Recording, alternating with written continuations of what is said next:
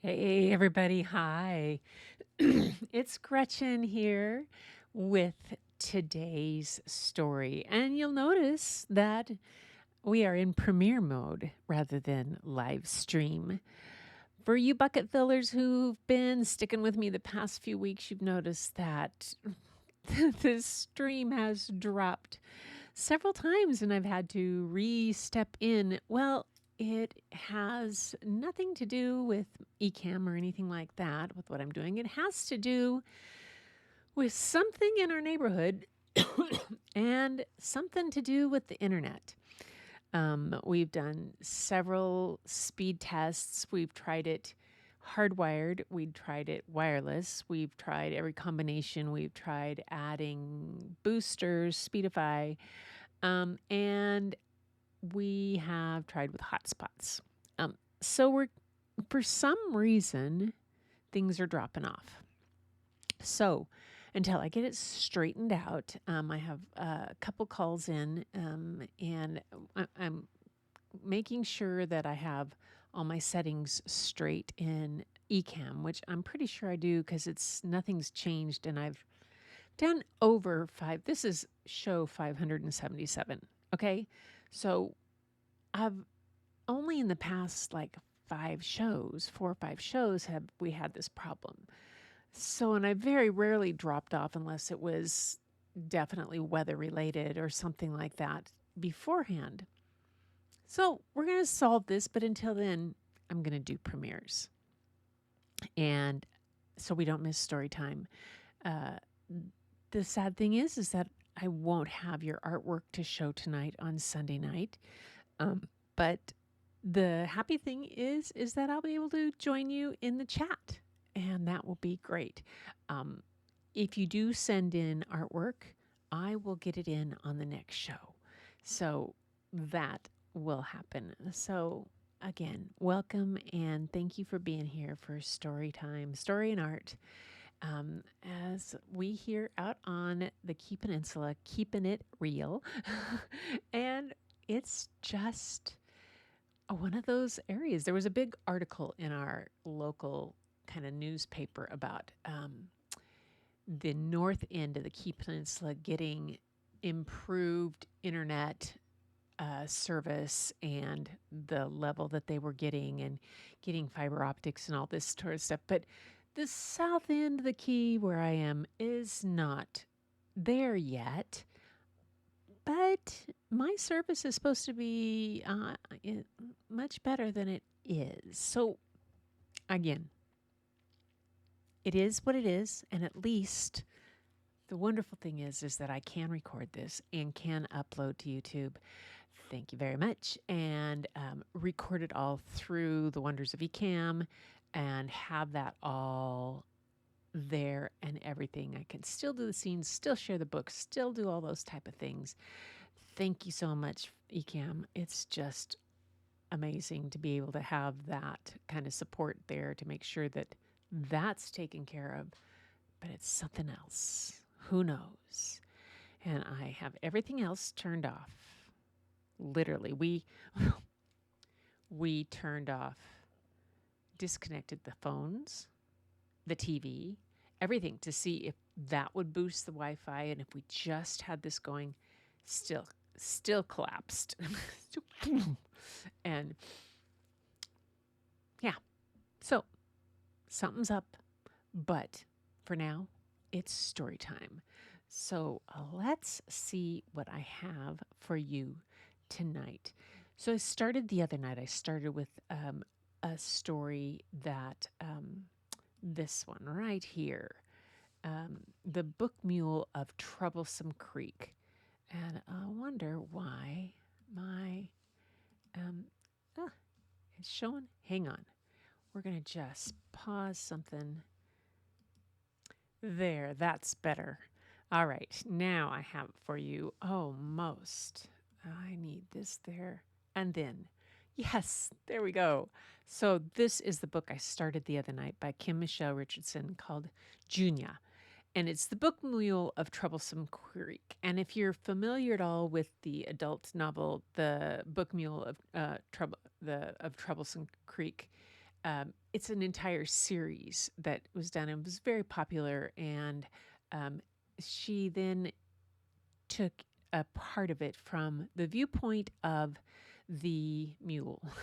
And I've read several other books about the horseback librarians and how they were started by Franklin Roosevelt and in the Appalachian Mountains and all the wonderful things they've done. But this is a new story for that, and it's really fun.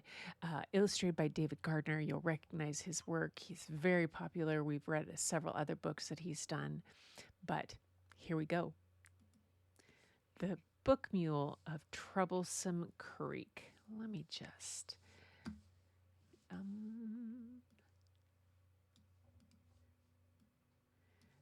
I need to have this. All right, there we go, you guys. Sorry about that. The Book Mule of Troublesome Creek by Kim Michelle Richardson and illustrated by David C. Gardner, Jr. Bookwoman calls me Junior. It's 1936, and I live with her in the rugged blue hills of Kentucky, near a town called Troublesome Creek. Me and my bookwoman wake every morning, long before sunrise, to deliver free books and reading material to folks living down in the valleys and way up yonder on ridgetops. Bookwoman is a pack horse librarian. I tote her and all her books. When the paths become tricky, she walks beside me. I've tromped through squalls, sleet, and even blustery snowstorms, over icy cold creeks and round twisty fog-soaked mountain paths we must go, into dark hollers and hidden coves, past the prickly thorns of summer's wild rose. But I know the long and sometimes dangerous book route by heart. Bookwoman could fall asleep, deep asleep, and I'd get her safely to the next stop. Every month we travel hundreds of miles to drop off thousands of reading requests. I always listen and think about what she tells me and what the library patrons say to her. We mules, well, we hear everything better than any bookwoman and remember it all. I sneak peeks at the covers of the books she loans out too, but she doesn't know that either. It's the end of another Kentucky summer, and horseflies and skeeters will probably pester me the whole way.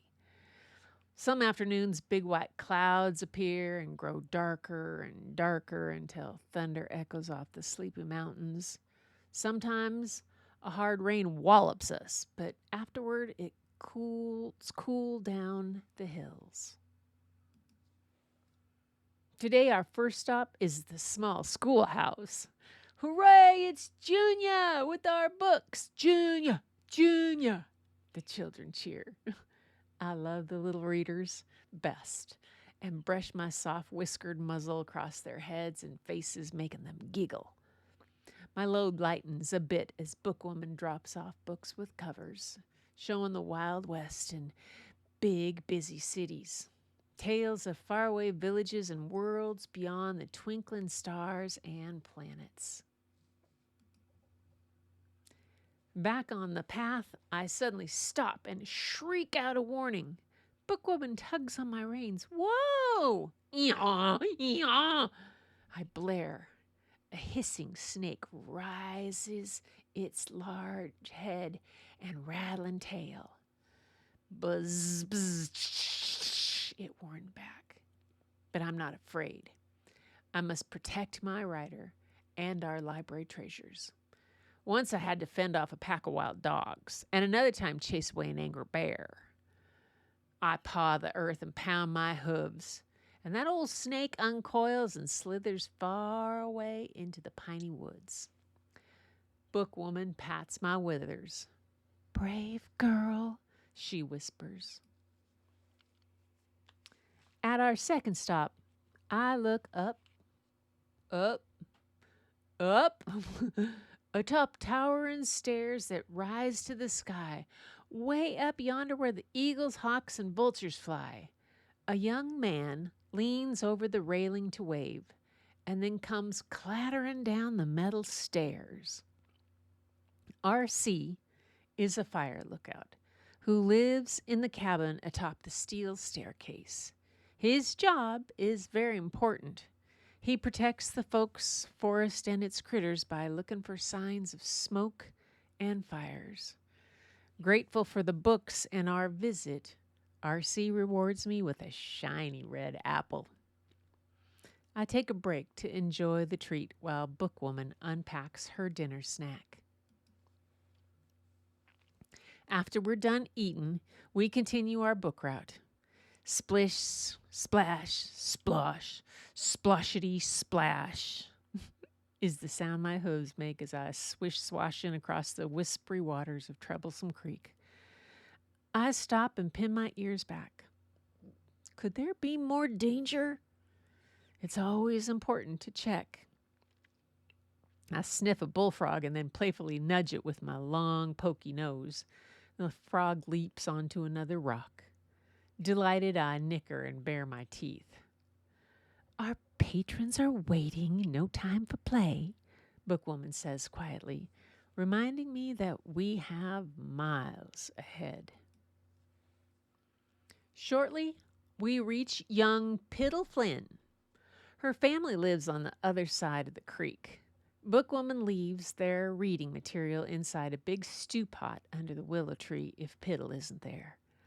I neigh, and soon Piddle appears and dashes across the creek. Junior! She rubs my neck. My muscles ripple with pleasure, and I bury my muzzle into her soft hair.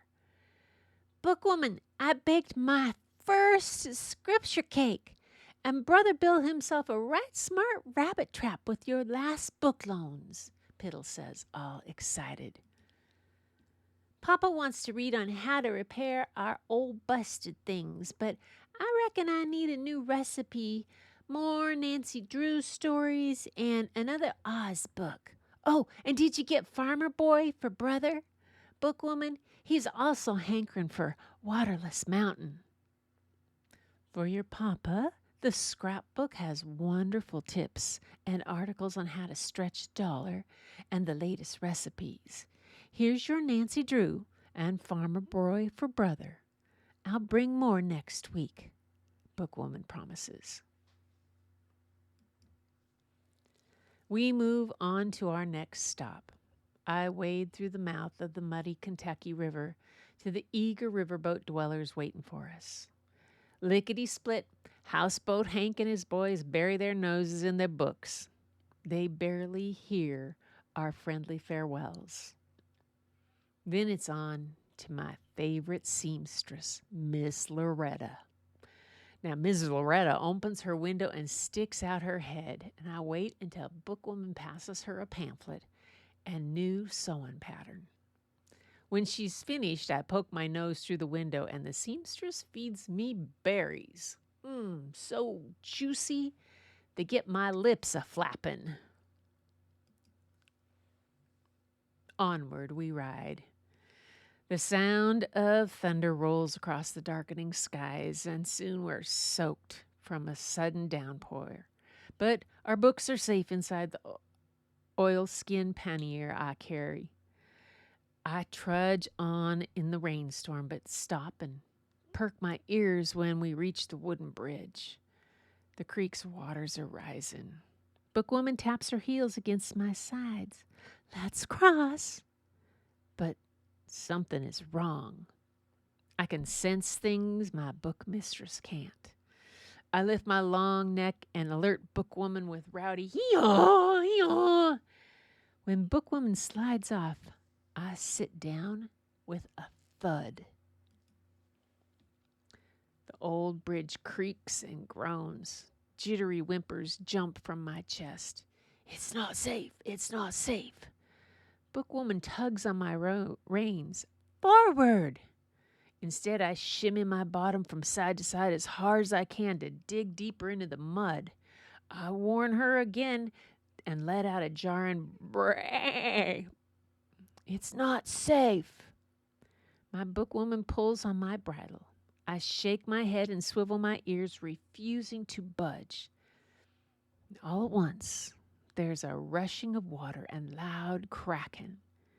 The bridge buckles and suddenly disappears into the creek. I stand, stock still. Bookwoman does too. Then she cries out, "Junior, you saved our lives," and clings to my neck. We rest a spell to get over our fright. With the bridge gone, we travel on a different trail to Blanton's ridgetop home, a tricky path crowded with tangly brambles and spiky burrs. "Look, Junior and Bookwoman made it." Coal miner Mr. Blanton and his children crowd onto the porch. They look at Bookwoman's reading materials like they're gold. I stretch my neck and greet the young'uns with drippy wet kisses. They squeal and tousle my soaked mane. Mr. Blanton invites Bookwoman inside to dry off. "Thank you, but another day. The bridge just washed out, and we have a long trek home," Bookwoman tells him.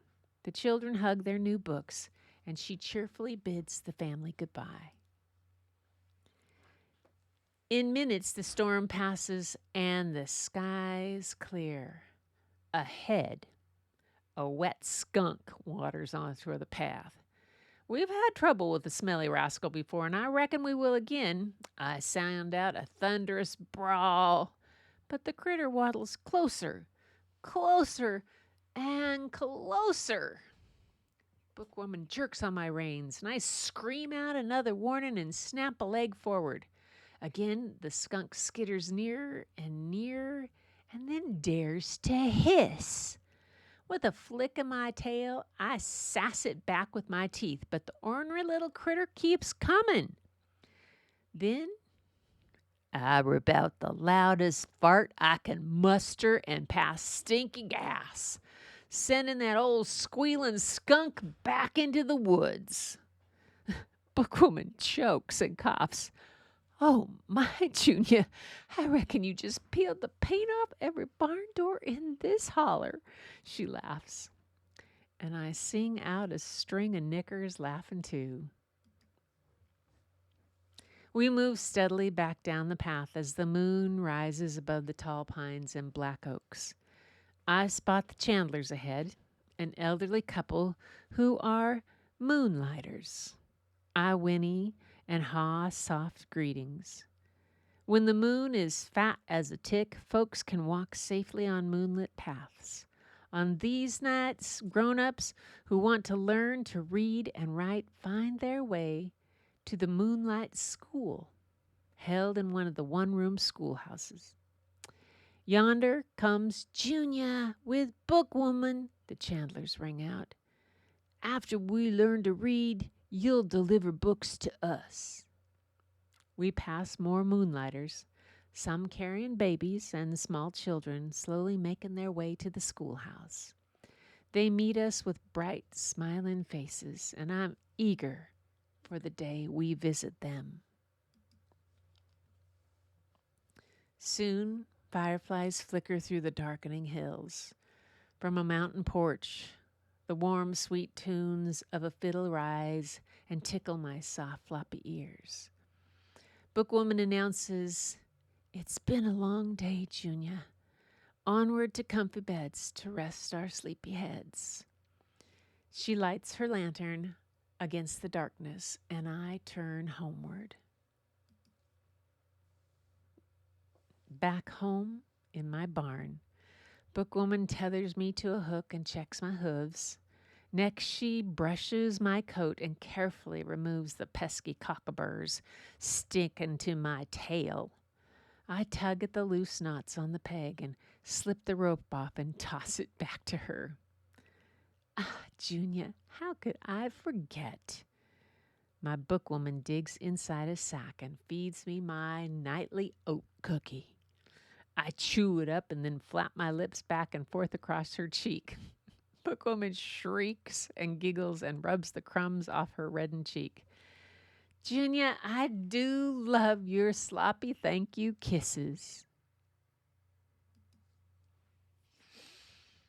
When I'm snug in my stall, Bookwoman covers my back with my favorite blanket while I'm greeted by my friend Penny.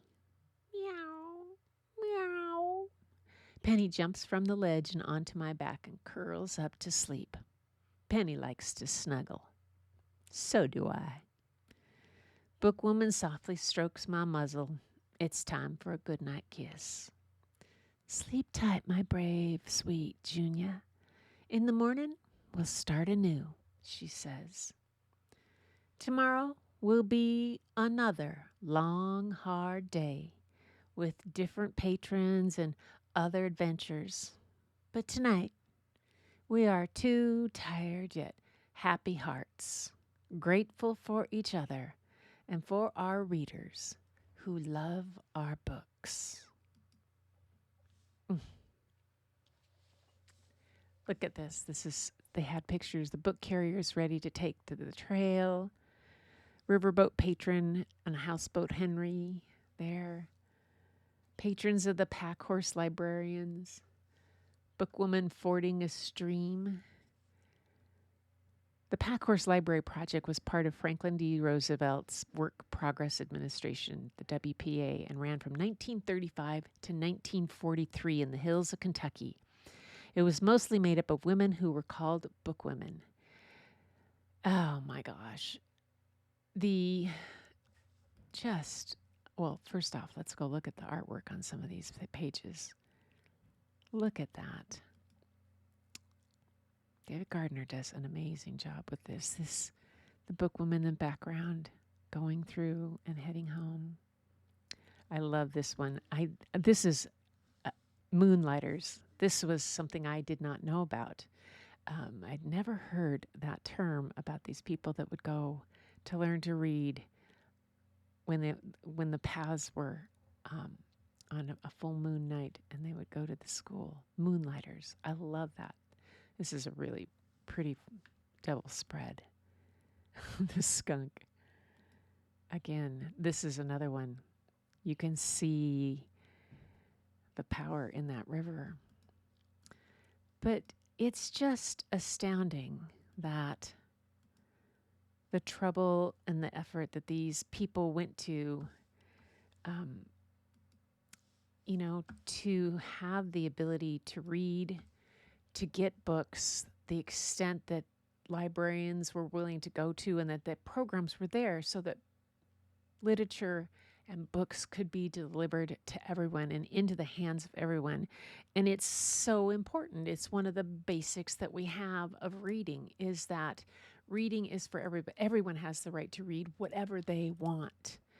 And it's even so important to continue to fight for the right to read and the right to read what we want, and to not have, to fight those banned books all over the place. Oh, my goodness. Anyway, so I have one more. Since tonight's theme was take two on legends, lore, and librarians, the legend, I think, the lore of the bookwoman and and what they did, but legends also are the folk tales that make up culture. So tonight's stories take us from the Appalachian Mountains of Kentucky up to our next story, which takes us to Denali in Alaska and that area. So this is called Chia and the Foxman. It's an Alaskan Denali fable retold by Barbara J. Atwater and Ethan J. Atwater and illustrated by Mindy Dwyer. Really gorgeous artwork in this. And this fable is one of the few left, I think, from the Denali First Nation people. So it's really, it's wonderful. Chia and the Foxman. I love this. My name is Chia. I'm an orphan. My parents died when I was young, but I still remember suktu time in the evenings. The stories they told taught me lessons about life, about how to behave and do what is right. Well, one day I learned about that, how sometimes it can be hard to do the right thing. I will tell you my suktu. Suktu meaning story. With no family to care for me, I went to live with kunkwa in the kunkwa of a rich man in our village. Nestled into the hillside above a lake, our village looked safe and snug, but things were not good there. Even though it was early spring, winter lingered. Our hunters went out every day but returned with nothing. We ice fished, but the hooks came up empty. Our food caches and cellars were bare. And so, Diushin, I was hungry. Even with my hunger, I had chores to do. I carried firewood to keep us warm. I hauled water from the lake in birch bark buckets. I fed the dogs a salmon bone with bits of dried fish on it. The dogs howled mournfully at night, reminding us of how hungry we were. After a long day, filled with many chores and no food, I was tired. I crawled into bed and fell quickly asleep. Suddenly, I was awakened by a loud yell. "Easy! Chai, it is cold," cried the rich man. "Fix the door." A storm had blown it open. Wind and snow were rushing into the kinkwa. I closed the door, fixed the latch, and went back to sleep. Soon the rich man's voice woke me again. "Easy! Chia! The door!" A second time. I fixed the latch and wearily went back to bed. The third time the rich man's shout woke me. "Easy! Chai! Fix the door!" I sat up and stared at the open doorway. Something was happening.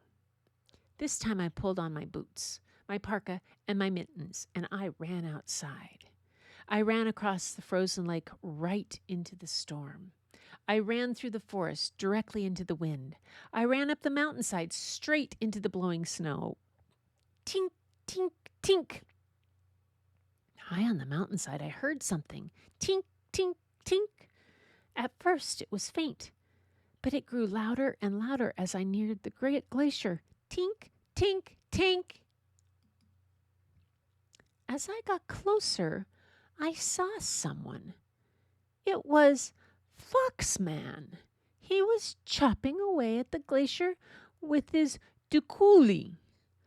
Chips of ice got caught up by the wind and carried straight down to our village. I watched in wonder, trying to decide what to do.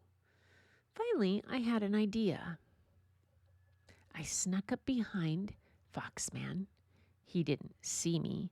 The clouds of snow hid my sneaking figure. Tink! He didn't hear me.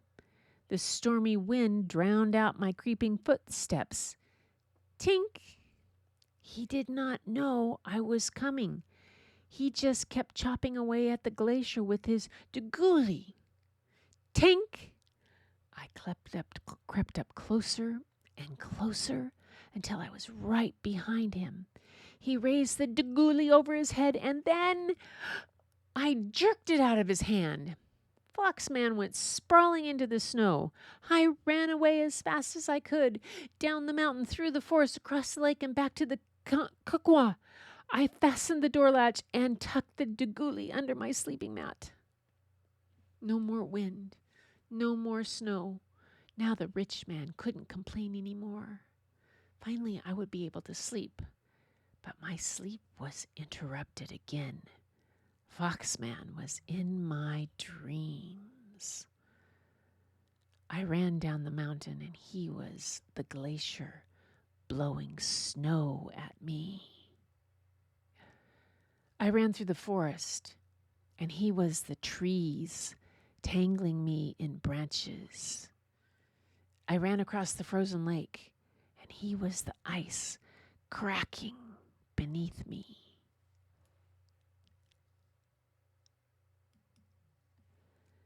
I awoke in a sweat to find Foxman standing beside my bed. "Please don't hurt me," I cried. He tilted his head to the side. "Chia, dna zit in. You stole from me." This was true, but strangely, he did not seem angry. I stammered, You were causing the storm, which was making our lives more difficult." Foxman just stared at me. "I need my duguli back." I stood up in a rush. "I'm tired and hungry, and I need the storm to stop." Foxman turned his head toward the door and spoke softly. "I have work to do." Foxman looked at me in the eye, and I realized what I had done was wrong. "I am sorry. I did steal your duguli," I said, pulling it out and handing it to him. "I was wrong." Foxman took the duguli and said, "Jinan, Chia, things will now get better for you." I watched him walk around the Kokwa, dragging his duguli behind him. He made a circle in the snow all the way around it, and then disappeared into the night.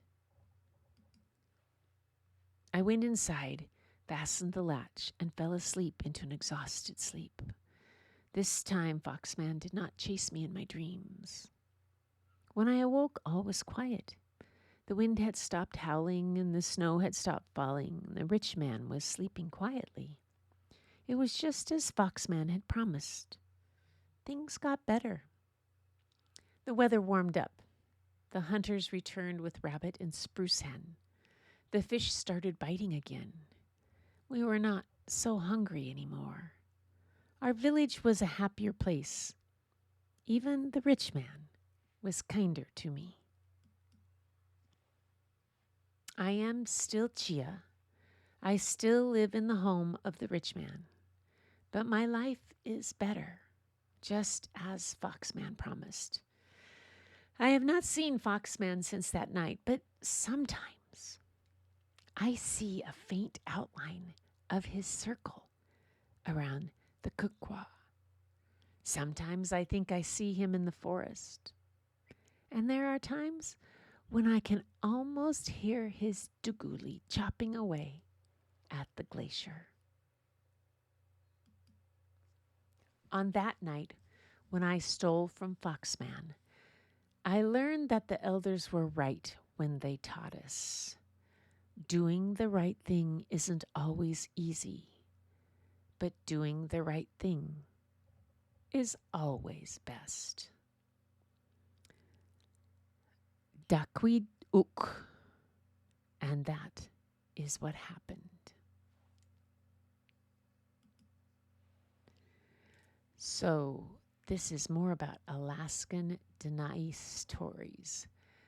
The Denai are an Athabascan language people that to this day live in the southern part of Alaska, mostly around Cook Inlet.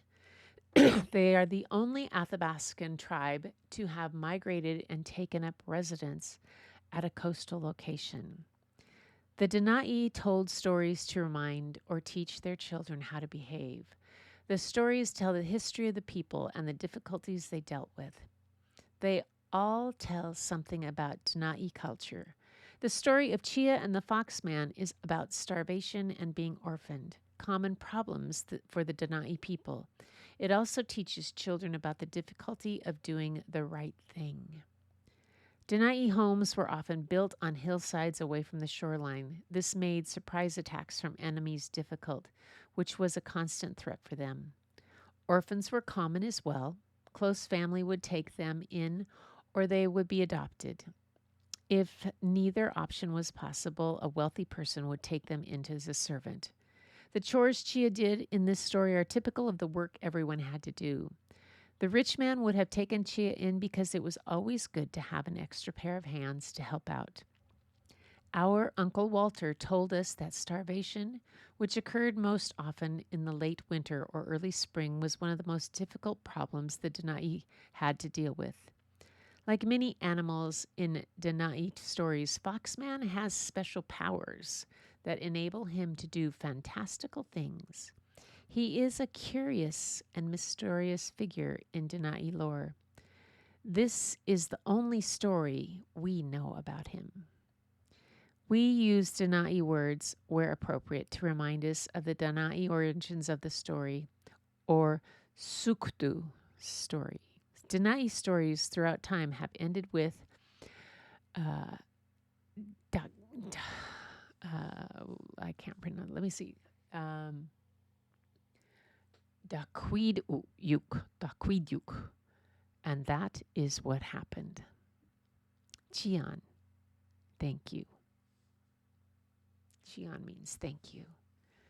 So I did my best on pronunciation on these, but they dedicated it to their great uncle Walter, who told us many stories. So this was the only one that they knew that he had told, that they remembered. So I'm going to go back to this page of In the Dreams for the artwork. That the fox, I ran down the mountain and he was the glacier blowing snow at me. Can you see the fox in the glacier over here? You see him all along here is the head of the fox. And then ran through the forest and the trees tangling the branches, and you see the fox here, and you see the fox here, and you see a fox up here, and you see a fox here. So in all areas, and then on the frozen lake, the fox is underneath Chia's feet. Oh my goodness. That is something else. That is something else. A really beautiful book. Again, that is Chia and the Foxman. Go back up here and you can see the cover of it one more time. Again, retold by Barbara J. Atwater and Ethan J. Atwater and illustrated by Mindy Dwyer. Man, beautiful illustrations in both of tonight's books. Both of tonight's books have really wonderful illustrations. I hope you guys enjoyed that. Come out here. Come back here. Come on, there we go. Yes. So that's story for us for tonight. And I so apologize for not being able to be live, but I wanted to do this recording and do a premiere for you guys. I hope that you send in artwork for later on. I will put it into the show on Thursday. I'll be back. I'll have another one. If I'm still not live, I'll bring it in on another premiere. Until I get this straightened out, I'm going to continue to do premieres until I make sure that it's straight, because that crashing and burning in the middle of the show was most distressing. And I need to get that straightened out. But let's see, what have I been working on in artwork? Just been doing some more of my tiny paintings and a couple of things. Some ink and water. So it's an ink pen that is water soluble. So I was drawing with that and then mushing it around, seeing what, and that's about what I've done other than my little pieces. So hopefully you guys have been able to do things. I know Tamara's probably been working on wonderful things. Linda, Fatima is it's in Ramadan, one more day in Ramadan. And hopefully she'll be able to be back with us on Thursday. And Lupe's been doing amazing art things too. Carlos has a new video out I saw to watch. And Tora did a live today. And I know did Larry, and I don't know if Larry and Angie, I didn't see anything from there, but I know I saw Moose had something out. But it's been a while. Susan, is always doing wonderful things. But you guys, I just wanted to say thank you for being here, for sticking by me, and appreciate you coming to Storytime. Hope this helped to fill your bucket a little bit. We are the bucket filling brigade, and doing this really is something I enjoy a great deal, and I hope that it fills your bucket and that you can go out and fill someone else's bucket. If you want something fun to watch just out of the blue, go to my friend howtorepair.com, how-to-repair- period.com on YouTube. Paul, he's in the Sahara. He's in Morocco, and he's traveling around and doing some crazy fun things. And yes, his normal channel is all about washing machine repair and just kind of appliance repair, but he's also in a camper van in the Sahara in Morocco and just enjoying the people and the sights, some of the artwork that he shows, are there the crafts and whatnot of the people. It's just fascinating. And plus, he rode his motorcycle in the middle of the Sahara in a desert like a crazy man, and that was a hoot. But yeah, so again, I am so grateful for Ecamm for having this platform that makes it easy for me to record and put this out as a premiere. And I am so grateful for my bucket filling brigade and for all of you being here. And so until next time, everybody, keep looking for the beauty hidden in plain sight. It's all around you. But the first place you'll find it is when you go look in your own mirror. And I'll see you next time. And meanwhile, don't forget to keep creating.